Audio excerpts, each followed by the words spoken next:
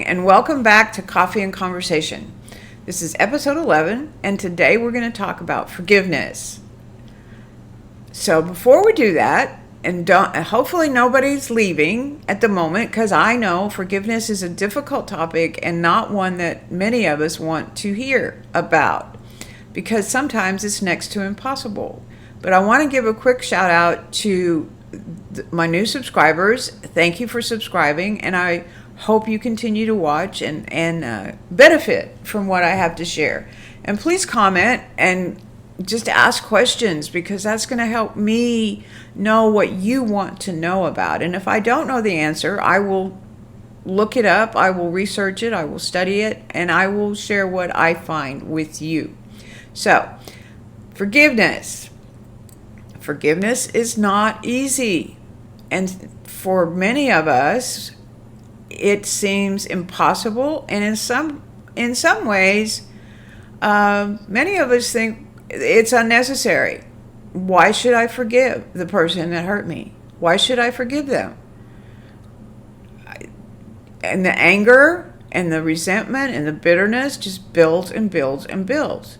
And if you don't have people in your life that can help you through that, forgiveness becomes nearly impossible.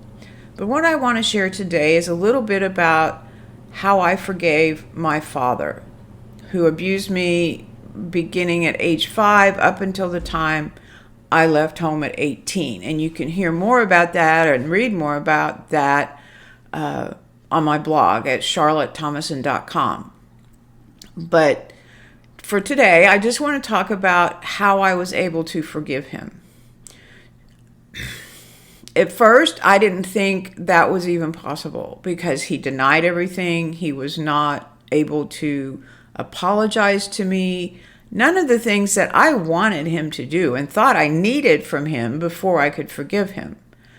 But what I did have were people in my life that let me talk about it, let me express my anger and my frustration and my hurt and my sorrow, and let me grieve, and did not try to minimize it, did not try to discount it, but just allowed me to do that.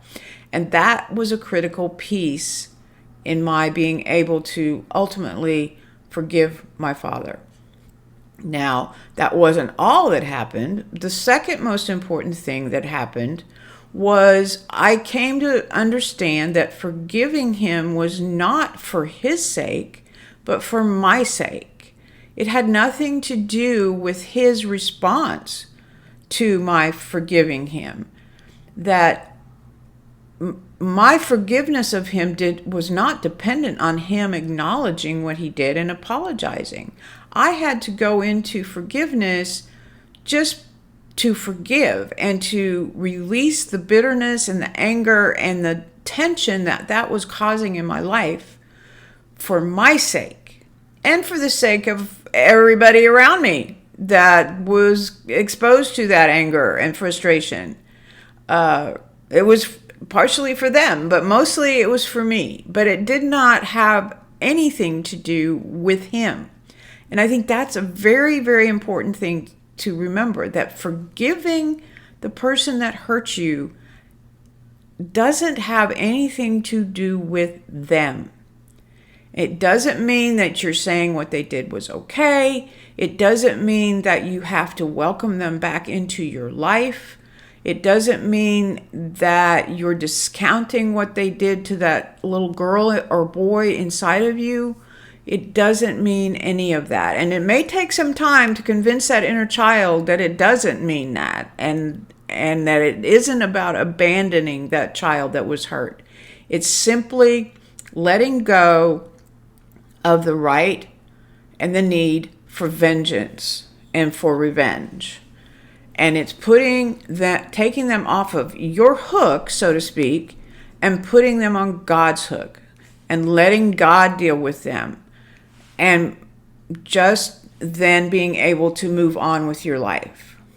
That is a difficult concept, but I encourage you, as you are progressing in your healing, it may take years for you to get to that place. But those are the two things that are important. Express you're hurt and have someone that will listen to you. And then remember, it's not about them, it's about you. So I hope that helps you in that process. Please share with me in the comments your experience with forgiveness, your questions about it, and please subscribe if you have not already subscribed. Thanks for listening and watching, and I will talk to you again soon. Bye now.